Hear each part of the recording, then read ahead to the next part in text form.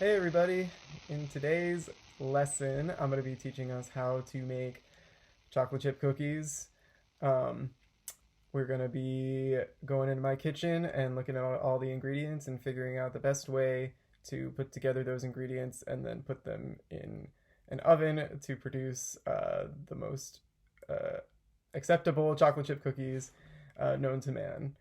Um, these very, very acceptable chocolate chip cookies are based on a recipe. I want to give credit to Claire Saffitz that come from this book, Dessert Person. This is my only cookbook that I own that I've been using basically for the past year to bake and make all kinds of certain, mostly sweet, but all very acceptable. Mostly very acceptable, some even more than acceptable baked goods in my home, especially during the pandemic era when I cannot leave my home. So today we're going to be focusing mostly on making cookies, but I do have some learning goals for us as we enter this task together of learning how to make these perfectly acceptable chocolate chip cookies. So I have 3 goals for us. Today, after today's lesson, students will be able to accomplish the necessary steps for making good, even great, chocolate chip cookies, which come initially from this book, Dessert Person, but I've adapted for use in a kitchen from a person who doesn't, can't shops at Aldi, and not always Whole Foods or crunchy, bigger markets. Yeah, so that's the first goal. The second goal is that students will acquire a casual style of baking that keeps them from stressing about the unnecessary details. And our third and final goal is that students, you all, will produce chocolate chip cookies for your own enjoyment. This is not a requirement of this class, but I encourage you to do so. So with all that being said, let's jump right in. Let's make some cookies. All right, so now we're in my kitchen. We're gonna make some cookies. First thing we want to do is we want to get our mise en place. That's something that some of our sort of more gourmet bakers sort of like to refer to as just getting all your stuff out and putting it on. But you'll see here in our weird angle that I've got everything that I sort of need out on the counter. First thing, you need your recipe and you need to have read it all the way through. That way you know sort of what's coming ahead of you, and that way you sort of know all the equipment to get out. Next, you want to get out all your equipment. That's why you read the whole thing. I'm using a stand mixer today. You don't have to use a stand mixer. I just like to, and it's always on my counter, so I figure I should use it. I also got a bowl and some other stuff. Next, you want to make sure you get all your ingredients out. As you can see, I got all my ingredients out. We're going to go through those one by one in one moment. I'm back to talk about ingredients. I've switched to my phone so I can show you all of the different ingredients that you'll need to make these cookies. First, 2 sticks of unsalted butter, that's 8 ounces. Next, 2 tablespoons of heavy cream, half and half, or whole milk. This is just milk. 260 grams, that's about 2 cups of all-purpose flour. Some kosher salt. Usually they tell you to use Diamond. I, for some reason, never have Diamond salt, so we're gonna use Morton. Some baking soda. I got a whole new one for you. 150 grams of packed brown sugar.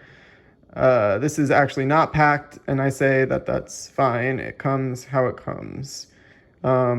That's about 3/4 of a cup. 150 grams of granulated sugar. That's the white kind. That's about 3/4 of a cup as well. Count 'em, 2 large eggs. You'll need a teaspoon of vanilla extract. And of course, you'll need the chocolate. Now, this is what I mean when I say sort of easygoing, sort of laissez-faire kind of baking style. This recipe pretty strictly calls for 5 ounces of bittersweet chocolate discs and 5 ounces of milk chocolate discs. It calls for the discs for a specific reason, because the sort of chocolate chips that you buy in the store have like some kind of chemical in them that makes them not melt as well. For some reason, it's really hard to find those chocolate discs these days, so I don't really have that many of them. But I've got a bar of Baker's chocolate for the semi-sweet, and a few leftover discs to make up the difference. And then I've got your good old chocolate chips. It's true they might not melt as well, but I've made them before, and I'll tell you, they make a chocolate chip cookie. Okay, so the first thing you're gonna do is you're gonna split your butter in half. That should be pretty easy if you're using the regular sticks. What it is 4 ounces of each. So you're gonna take 4 ounces of that 8 ounces of butter total, and you're gonna put half of it, that's 4 ounces, into your mixing bowl. I'm putting mine in the stand mixer. You can put yours in a regular bowl. And you put the other half in a small pot.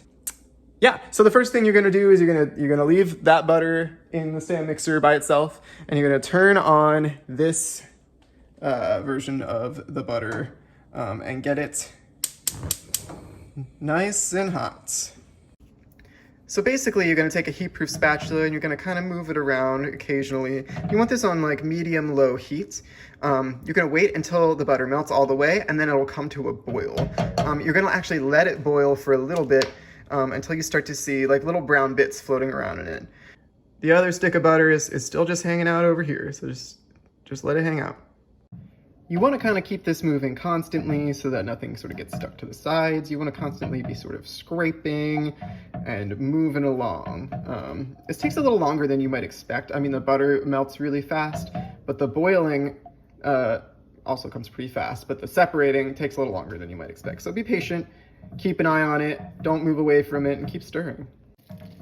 If you keep an eye on it, you'll watch it starting to sputter here. Leave it for 1 second.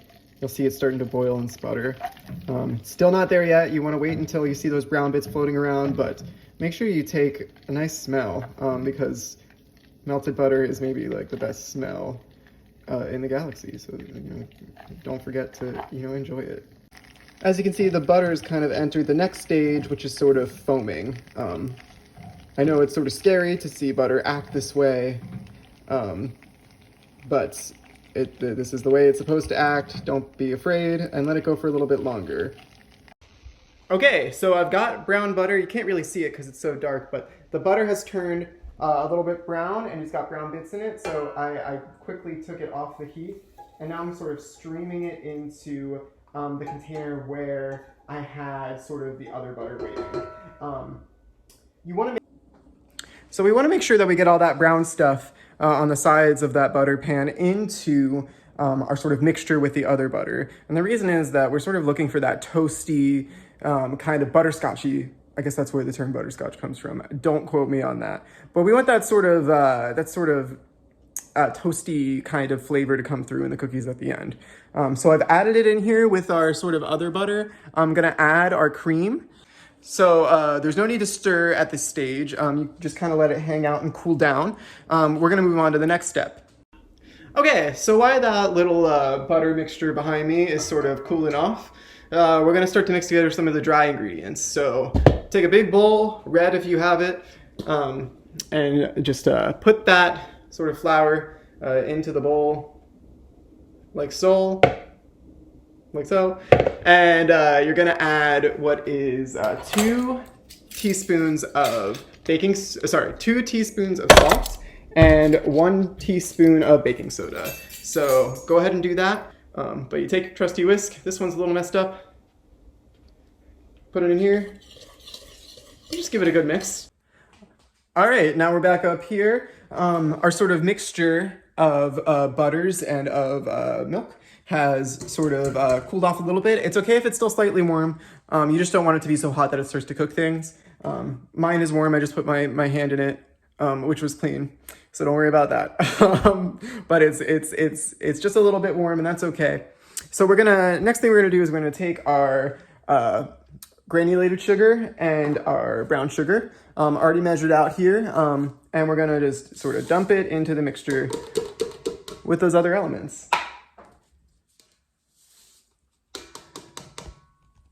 And there you have it. If you have a whisk, start whisking vigorously. You want to do it for about 45 seconds until it's like sort of ribbony. I am going to use the stand mixer, and I'm going to turn it on. I'm going to first turn it on a little bit low so it doesn't get all over me, and then I'm going to let it go pretty fast. And let it do that for a couple seconds. 45 seconds is what they say. So you want this to go until it's really smooth and thick. So give it a little bit of time. Let it go for a little bit. Doesn't need to be like too super smooth, but you want to make sure it's all combined, and then it's thick. I want to say now that because of the butter, this smells really, really good. It still smells like that brown butter smell. Brown butter smell is like butter plus smell. So, you know, again, don't forget to enjoy it. I don't even really have a good sense of smell, and I can smell it. So imagine what you could be, enjoying right now. Okay, so the next things you're gonna do is you're gonna add 2 of your eggs to that mixture from before, and you're also gonna add a tablespoon of vanilla extract. So let's get that extract out. So the instructions here are to sort of whisk this if you're using a whisk, or mix them until the thing is satiny. So, it says another 45 seconds. Sometimes you gotta just eyeball it. All right, I think we got a good looking satiny kind of mixture here. Let's take a look. Oh yeah, that's looking nice and smooth. You want to get out your flexible spatula for a little bit. I like to do a little scrape. If you're using a whisk, make sure you scrape off all of that area. I just like to, make sure everything gets in where it's supposed to get in. You don't have anything that doesn't go unmixed. This is pretty loose still, which is okay. I also like to give the bowl a little turn. Make sure there's nothing that's not getting mixed up down there.